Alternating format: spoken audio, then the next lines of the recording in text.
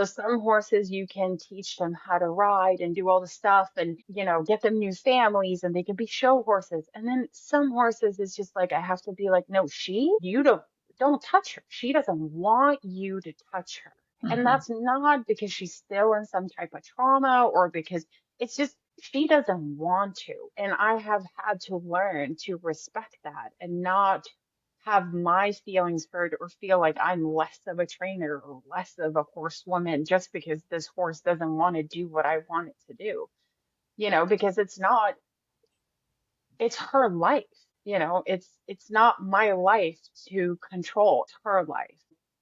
It's a thing that I'm constantly working with, right? Just because I know a lot of horses have really good qualities and they have great potential. And it's like, but if he doesn't want to, he doesn't want to. You gotta want it. Welcome to The Air is Free, the podcast that helps you stop gripping what you can't control and start embracing what you can. Join Frida Karsberg and me, Sue Willoughby, as we dive into real conversations about resilience, personal freedom, and finding your center in a chaotic world. Inspired by the Swedish expression "Luften är fri," which means the air is free, this show is about letting go, trusting the process, and remembering that some things in life were meant to be free and limitless. So take a deep breath, let go of what's weighing you down, and let's get into it. Hey, everybody. Welcome to another episode of The Air is Free. And today we have a really special episode because we have a guest. It's not just going to be me and Frida. The Fridas are multiplying. So now there are two Fridas and me, Sue. So, special episode today. We have a guest, Frida, and my co-host, Frida. And so we are going to talk about horses, which I'm very excited about. It's all very near and dear to our hearts. So I'm going to let Frida K take it away. Awesome. Thank you so much, Sue. I'm super excited because we have Frida R here today, who is one of my closest friends, but she's also what I always call her a horsewoman extraordinaire. So what she does is she helps rehabilitate horses that has come from trauma. And then she also help riders and horses understand each other so much better as, working together. Was that a good introduction, Frida R? Thank you, Frida. Okay. No, yeah, I think that's a very good introduction. I try to do you know, learn, not only teach horses to do what people want, but I try to help people understand what the horses are saying so that you can work better as a team. So that yes, am I a horse trainer? Sure. But I try to also be a people trainer, just help people understand what the horse is saying. Yeah. That is so cool. I love it. Yeah, I think that's really important that because a lot of people don't understand. They just want the horse to do what they want them to do. And horses always have a different idea about things. Usually the right No, idea, yeah. but still. No, 100%. And I think for so long and for a very long time in my life, I used to train the horse, right? And only train the horse to perform to what the person wanted. And then now more and more as the more we know, the more I understand I don't know anything really. So I try to be like the translator between the human and the horse. And it's like, I understand that you want to jump a big course, but here is everything that we need to do to be able to get to jumping that course, if that's even possible. So yeah, and I'm open to, I don't dislike any horse sport per se. I think like you could do jumping, you can do high end dressage, you can do polo, you could do so many things as long as you have a good relationship with your horse. And that's really where I'm based. It's like to be in a partnership and a friendship with your horse. But hey, Frida, I'm so, Yeah. I know you and you are my friend. So, but I would love if you could tell us how it all started. Like, when did you even start to, want to be close to a horse? So I didn't. When I was a little kid, I was about 10 years old. I was pretty bad at all sports. I tried, not ice hockey, but like land hockey and basketball and football and all that stuff. And I got like almost kicked off all the teams because I was pretty rowdy. I would like get after the judge. And, it wasn't great. But then my dad, he was like, we have to come up with a sport that can humble you a little bit. So he was like, you're going to go horseback riding. And I was terrified and I didn't like it. And I thought it smelled bad. And bless my dad, he wore his like nice work shoes and like he always likes to have a white crispy t-shirt on and he was like running next to me on these big horses. And after a few times, I started loving it because for the first time in my life, it was like I felt present. I didn't realize it then, but very humbled because I was scared. Mm. And I had to really focus and be calm and be present. And now I kind of see it as a live meditation. Like I try for my most part of my day when I'm with the horses to be like in a just like a live meditation, take it 1 minute at a time. But so, and then, as a kid, that was like my one consistent thing that I loved so much. And it meant so much to me because it really like slowed me down, which was nice. That's great. I remember that being scared of the horses first, but then understanding how much comfort they actually brought to my life, once I was able to open up. Yeah, we Yeah. didn't have a lot of money, so we could afford one riding lesson a week, right? But then, like, there was like a lot of other girls that had got their own horses and all this other stuff, and then they would kind of hire me as their groom because my dad had a cafe. So, and then I could buy with food, and my dad would send me. I could buy like time with their horse, so he would make me these amazing like shrimp sandwiches. And like no kid had a big shrimp sandwich, to the barn. But I'd be like, I'll trade you that. I can brush your horse, or like I can lead your horse and all this stuff. So I would do that. And then like the naughty horses, like that no one wanted to ride, I could ride them for free. And that's how it became like the troubled horses, more and more. I kind of had a better understanding of how to work with them because that's what I grew up with. Okay, so why did you feel like you wanted to be with the troubled horses? What pulled you that way? Well, I think not that I was like a troubled kid, but I think I could have a very tough exterior, and I think I am better at it now, but I can come across as pretty cold and tough. And I think a lot of these horses can too. And what I've learned now is the most aggressive horses are actually the most gentle and the most soft, on the inside. And they've just learned to put up a really harsh front. Yeah. Wow. But how do you know? Like, how can you dig so deep? If a horse is aggressive and, you get afraid of being close to that horse, how can you even like start that bond? These are really good, interesting questions. It's Oh, good thank for me to reflect on my own work. I think that the more aggressive or the more troubled a horse is, the more inspired I am. Not because I want to overcome or because I want to break them and like show something, but I think okay, we're gonna get deep. I think to be able to help someone with their darkness, you have to know your own darkness, right?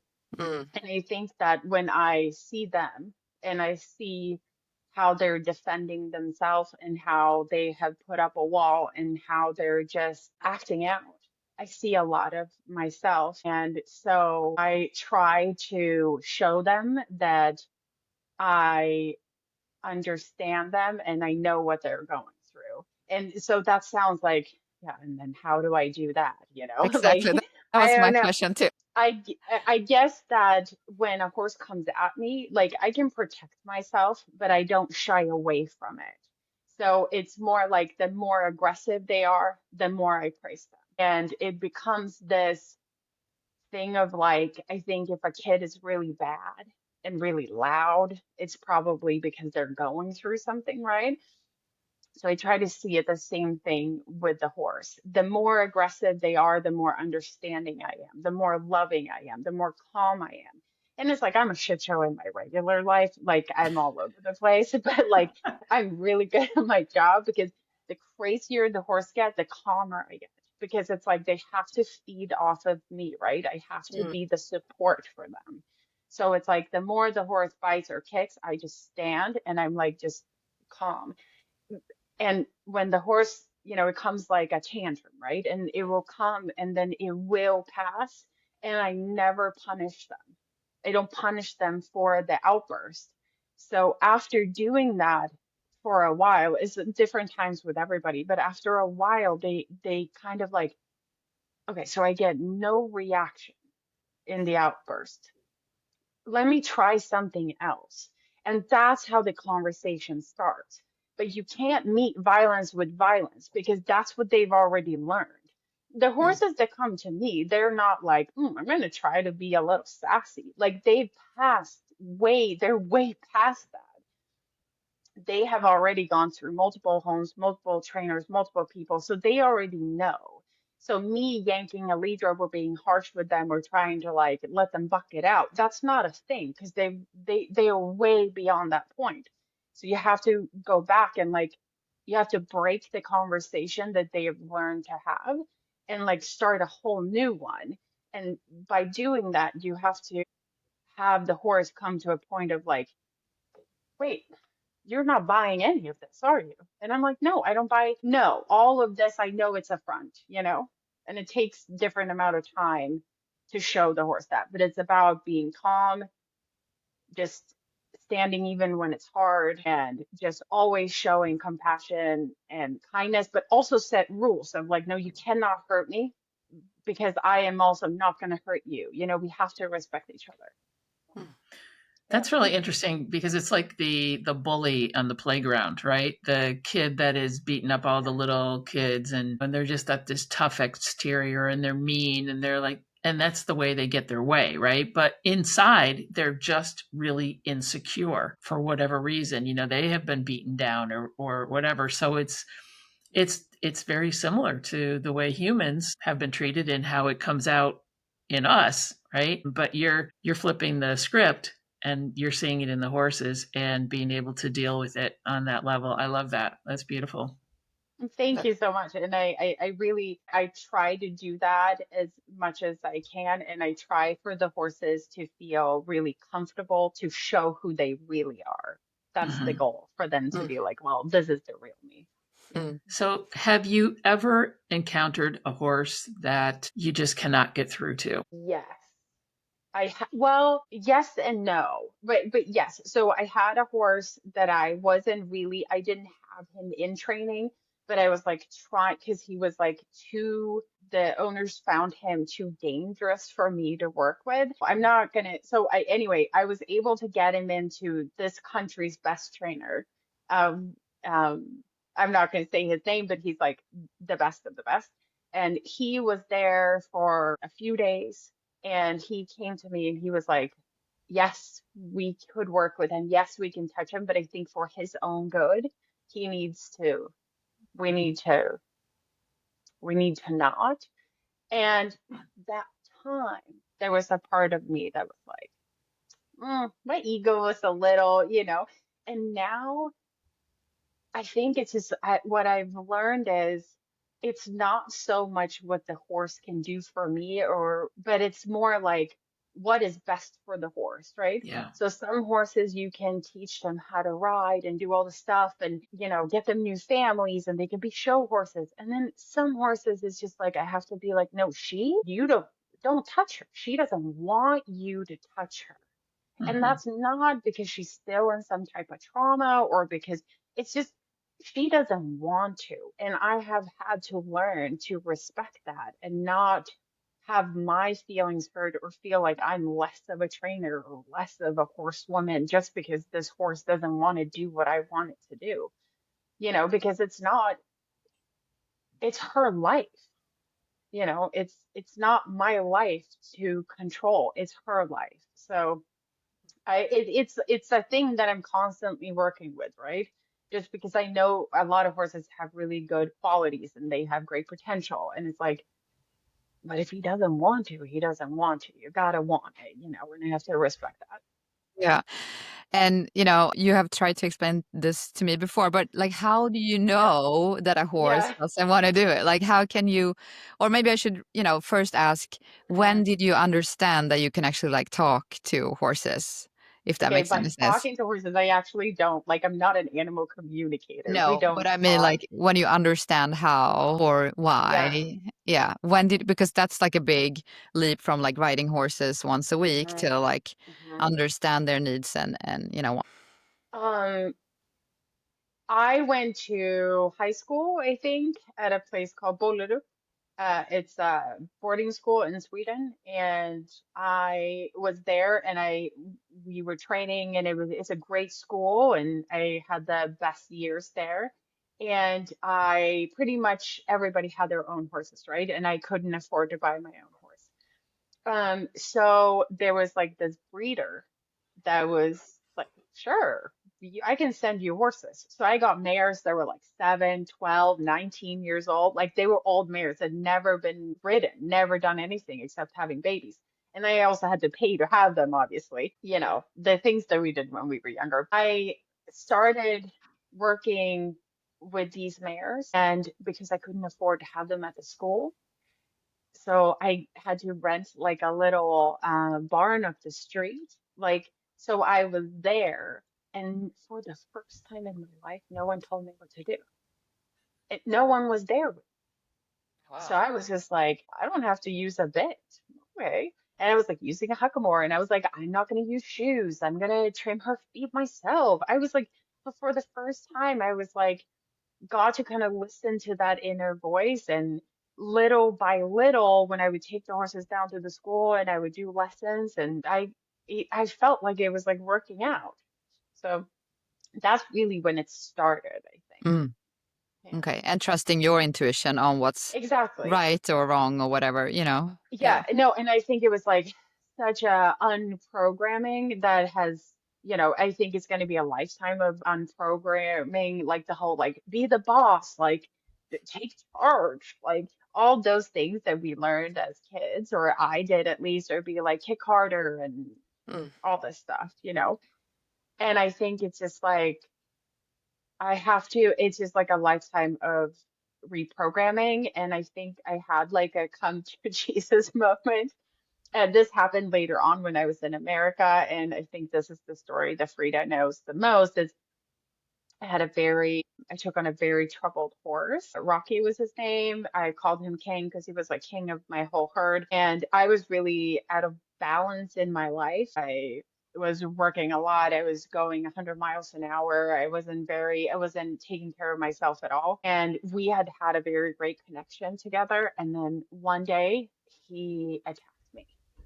Mm. Like he really got me. He like got the back of my shoulder. He bruised it up completely blue. And like he got me across the shoulder. And it was such a wake-up call that I was like, I have to really, really get back to myself. And I really have to like start aligning and listening to myself and follow my intuition. And yeah, no, it was like a huge wake-up call for me. So do you think that that was Rocky's way of saying you're doing too much and cut the crap and just pay attention to me and listen to me or what do you, it sounds like you said it was a wake up call, but I'm just Yeah. curious about why do you think Rocky chose to do that? Because I wasn't authentically myself. Okay.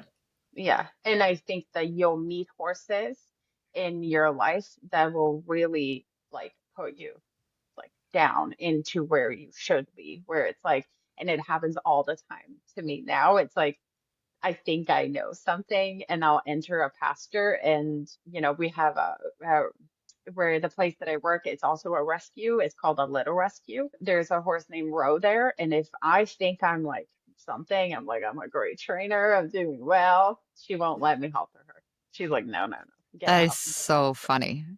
They Yeah. will humble you in a second, Yes, won't they? Yeah. they will really humble me, but I've had so many moments in my life that have been those type of moments where I'm like, okay, gotta keep my ego in check. I really have to just, the more I think I know, the less I know, right?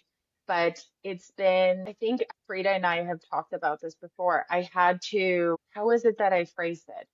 I had to reconsider everything I thought I knew, you know, and then go from there. Yeah, I think that that's really important, and I think we all need to do that in life in general. And but we don't always have a 1,200-pound animal staring us in the face, right? Yes, exactly. Well, I do most Well, of the some of time, us but do. yeah. Yeah, I love to hear that. But okay, Frida, so you work with horses mainly, but how can you teach humans to understand, how to listen to their horse or like understand what the Mhm. horse is showing or, why they're acting like they do?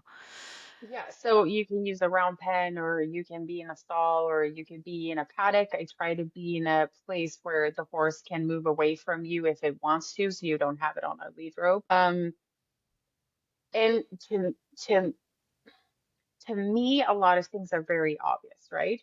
But it's just because I practice it day in and day out all the time. But if a horse moves away from you, it's like they're saying no. And if the horse moves into you or follows you, it's a yes. Or if a horse gives you a soft eye, like I'll look into the camera now, but like if a horse stands, looks at you like this, it's usually like back up, you know? But if a horse is like, it's kind of like, oh, a nice horse, you know? So it's like, I always, especially when I talk to women, I'm like, they're like, but how do I know if my horse is gonna do something to me, or how do I know? And I'm like, if you're riding the bus and someone sits next to you and you get a really bad feeling, you know, it's that, or you don't know why you're crossing the street, but you're just crossing the street and you pass hundreds of people every day, but like sometimes you're just like, nope, and you cross the street. And it's the same thing. It's that feeling that you have to get in touch with. You have to, it's not that you have to be like a horse whisperer, but you have to just try to follow the feeling that you feel inside. Because if the horse is being soft, you'll feel that if you are open enough to be in the moment. So I always say, like, there's no method, right? I can't just say to a person, like, so open this book and you start at 1A and then follow that down because it's different for every single horse. So I try to just help people in that moment with their horse. Okay, what do you feel inside? Do you feel yes or no? Do you feel soft? Do you feel harsh? Do you feel scared? That's what I try to work with. And the Mm. feeling is always right. But a lot of us don't know how to listen to that voice because we're so used to, because, like it's all an inside job, right? It's all within you. But we're so used to listening to what people tell us. Yeah, you're laughing, Sue. No, Like, because that's I mean, me. no, no, no.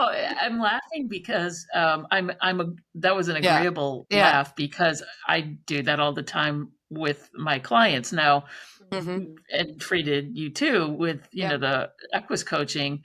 Um, these are people that don't have their own horses, but we're using the horses as a feedback loop, right? Similar Yeah, to what you're doing. It's like listen to your horse, and where does that show up in your body? Because yeah, it's always a physical yeah, sensation, but we yeah, discount or disregard the physical sensation.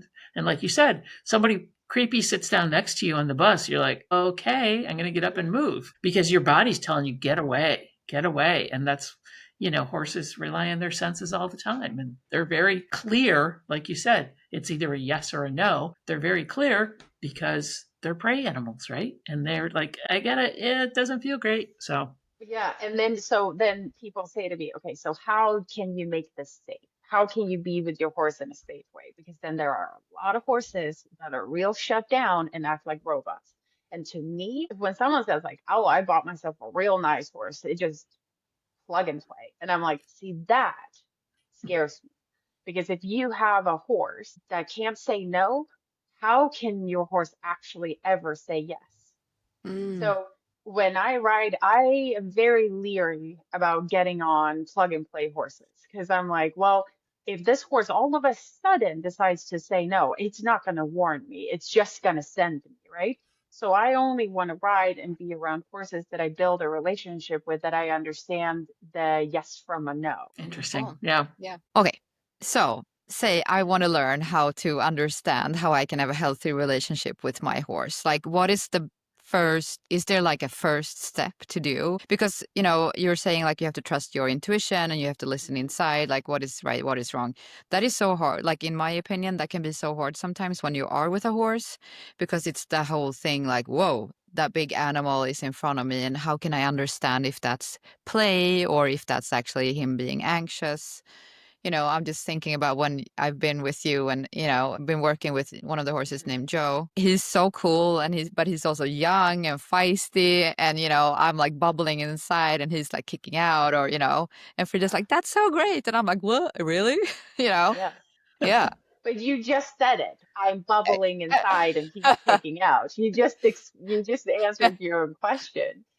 You know, but I think where everybody should start is literally just hang out with your horse. Just hang out. And Hmm. you don't have to always touch your horse. You don't always have to be like right in each other's space because the horses are not. So you can just hang out, be with them when they're eating something, you eat something, read a book, play a game on your phone. You know, I have horses being overwhelmed when I do that. And then I start playing a game on my phone and they're like, okay, great. Because it breaks the focus from the horse, you know? So I just think that that's how you start.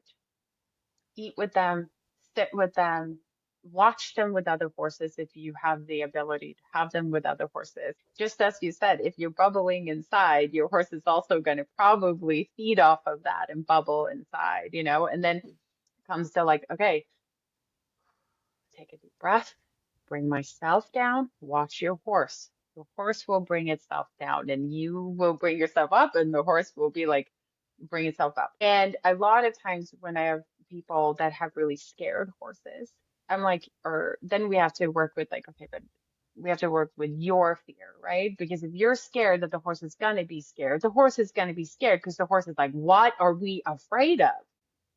So that's really, I mean, that's a long answer, but yes, start just spending quality time with your horse. Well, and you talk about the fear aspect.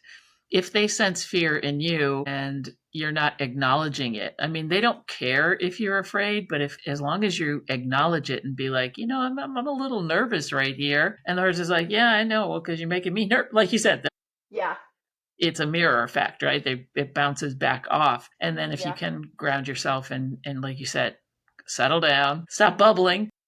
Yeah, and I talk loud sometimes. I mean, I talk a lot with them, but the other day I was like jumping up on one of my young horses, and then I started like I was so tense, and I felt like he was so tense.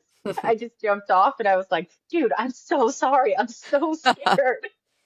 And it was just like, but when I said that, it kind of releases that. I Yeah. say this all the time. Like, if you are just pretend to be who you were when you were 10, everything goes so much easier. It's like I just try to be as a kid that was just like we were climbing on rocks, jumping up on ponies, like just having so much Yeah. fun with them. You know, they were our friends and we loved them. And that's really, I try to get back to that as much as possible. That's And they beautiful. enjoy play as well. I know Yeah. my horse does. If I, like if I'm got my polo stick and I'm just whacking the ball around in the arena and Mm, he's following me around and he's curious and he enjoys that.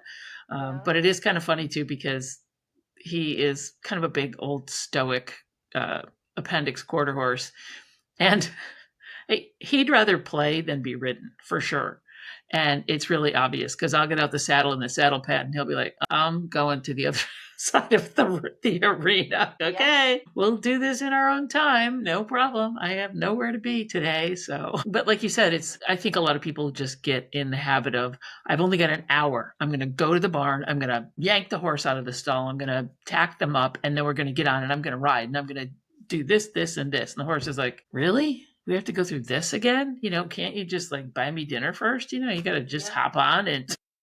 Yeah. No, I just had a clinic and this was a question in the clinic and we were Mhm. talking about it. And I was like, you know, one of the horses that I have here at the rescue, Brandon came in and he was like, hello, I am frozen. I am completely frozen. I can only follow you and be a robot. And I was like, okay. I've never seen him like that. And he just had a full freeze. He was just so scared. And I was like, okay, this is such a great opportunity. Instead of me being disappointed that he's not doing what I think he should, or that, he wasn't running, he wasn't doing anything. I was like, okay, so what if this was just you at the barn at a regular day? Let's seize the moment, just because you had a whole agenda of training things that you had in your mind, like your horse knew nothing about that list. So it's like to be able to be flexible too, because I think the more as we as humans can be flexible to our horse's needs, then you get this like understanding and respect for each other. The more, okay, this is really what it comes down to is like the less I kick myself, the less I'm gonna kick my horse, and it's really true. So the more slack I cut myself, the more the horses will be like, you know what, I'm actually pretty good. I'm doing okay. And I feel the same way. It's like, okay, today didn't go as planned, but we did a lot of other things that were good. And from that place in yourself, you're not going to be so hard on yourself and you're going to take your victories and not focus on the things that were bad. The horse, I believe, will do the same things because the things that we ask of a lot of horses. So sometimes my training is like 3 minutes. We're just going to trot one lap. And I'm like, did it. That was a great lap. And it will build because then the next time it's like 3 minutes and 20 seconds. And then in a year it's 30 minutes. But you've got to build your own confidence at the same time as your horse is building its own confidence in the trust in you as a human that you're not going to push them to things that they can't physically do. Okay, so I have a question about that. Okay. I'm playing devil's advocate here. Yes, please. So, yeah, that's beautiful and that's lovely. And back to what I was saying, most people aren't satisfied, right? We live in a society of immediate gratification, right? Where so if they think I drove an hour and a half and I'm only going to do 3 minutes of work with this horse and call it good. Do you understand where I'm going with this? Like how I'm cool with all the horse. How do we reprogram the humans?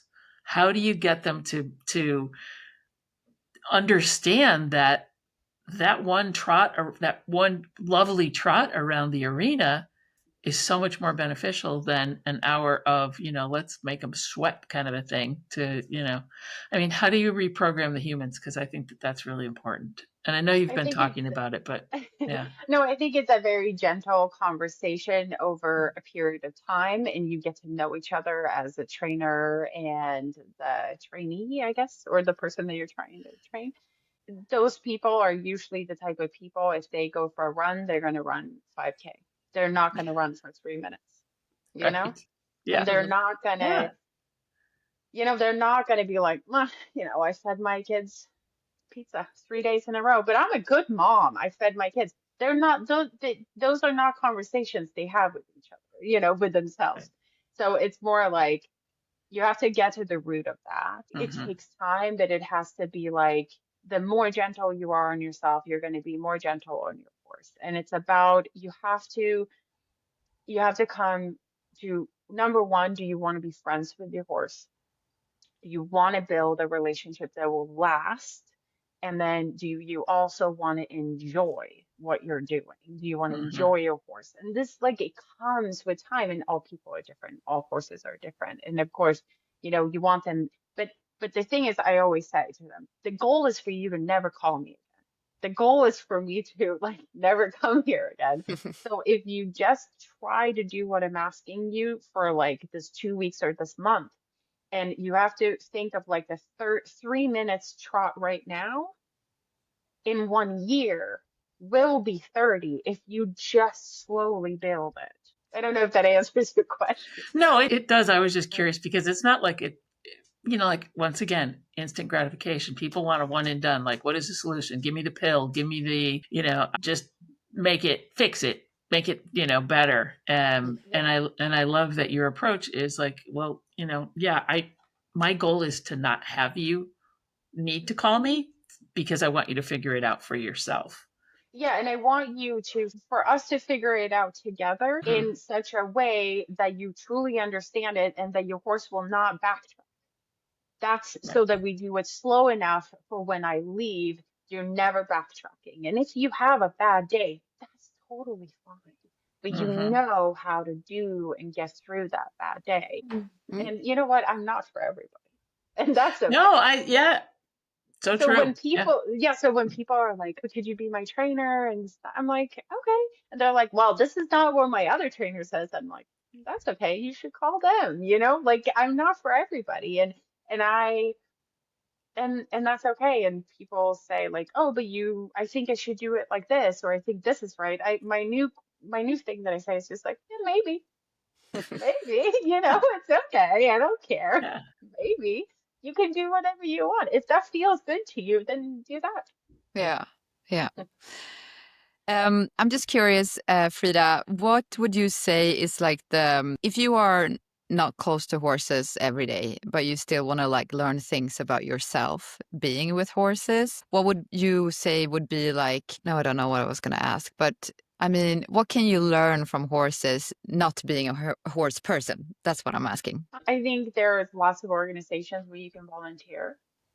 I think you can be around a lot of horses even if you don't own a horse. And I also think you can watch videos of wild horses if you don't have access to horses. If you live in a city and you can't get to horses, like you can watch videos of wild horses and see how they're communicating, how they're looking at each other. And it's like it's very clear if you just study them and not don't read a bunch of books before you look at the video. Don't be like, okay, so wait.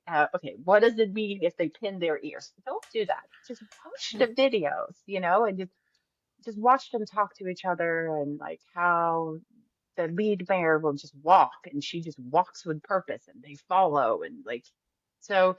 Does that answer your question, Frida? Yeah, a little bit, but I'm also curious, like what we can learn. I don't know. I'm bad at asking this question, I guess.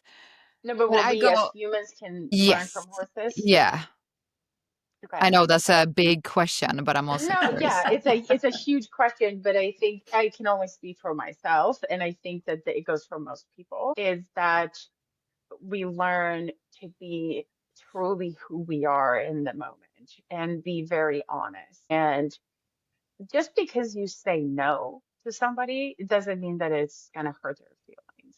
And if I say, no, this is my personal space, that doesn't mean that I'm bad. And I see it with the horses all the time. They're like, don't scratch me right now. But we're friends. We are hanging out. Like it's all good. And I think that's such a good takeaway of like, it doesn't have to be so political all the time. And like, but if you do, we could, it doesn't have to be like that. You just be like, hey, here's what I would like. And just be like really straightforward and try to stay calm and communicate directly with people and claim space in a calm way. And hey, if that's your opinion, you can stand over there and that's okay. And I'm going to stand over here. And I just really, if you watch horses, how they act, I think we can learn a lot from that and like living in peace. Great, Yeah. good, thank you. That was really, I enjoyed that last segment, especially talking about that because it's so true. It is so true. Horses will send another horse a message like, don't eat my hay. I'm Yeah. telling you right now. And the message is sent, it's received, they let it go, and they move on. Mm. Yeah. No politics. Yep. No, no, exactly. How do if someone wanted to get in touch with you, you're in where do you live? Or where are you? Where do you work out of, I should say? Yeah, so I work mostly out of a place called the Little Rescue, and we are in Thousand Oaks, California. And Okay. then I also have my own ranch, and that's up on a mountain out in Tehachapi. It's on a mountain. You have to drive through a desert, and you'll get there. Yeah, and so I do clinics here at the rescue. People can come to those. We also take volunteers and do other clients as well. And yeah, so it's really whatever comes my way, and if it feels right, then I'll do it. So do you have a Awesome. website or some way? I just want to make sure we have some way for people to contact you and I can put it in the show notes. It's my name is Frida Riebel, and you can find me on my Instagram. Awesome. That's All it. right. Yeah.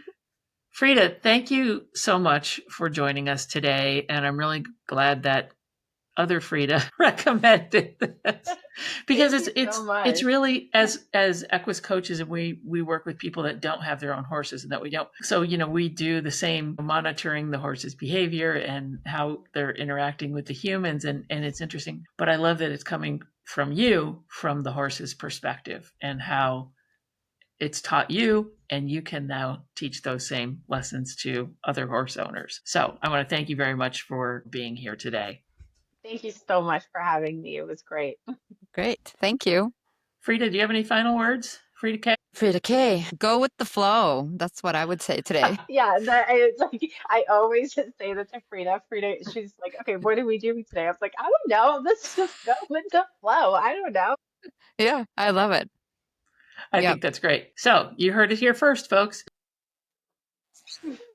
Just go with the flow and don't try and force your agenda on somebody else or another animal. And if this has been a helpful episode for you or it resonated with you in some way, please share it with a friend and like and subscribe to the podcast. We love hearing your feedback. So if there's something you'd like us to cover on an upcoming episode, we are more than happy to do that. But until then, just remember, the air is free. That's it for today's episode of The Air is Free. I hope this conversation gave you something to think about, something to let go of, and maybe even a little more space to breathe. If you enjoyed this episode, do me a favor. Hit the subscribe button, rate and review the podcast because it helps more people find us and join in the conversation. And if something resonated with you, share it on social media and be sure to tag us. We'd love to hear your thoughts. You can follow us on Instagram, hit us up on our websites. Just come, say hi, send us a message, or let us know what topics you'd love to hear more about. Until next time, take a deep breath, let go of what you can't control, and remember, Luften er free.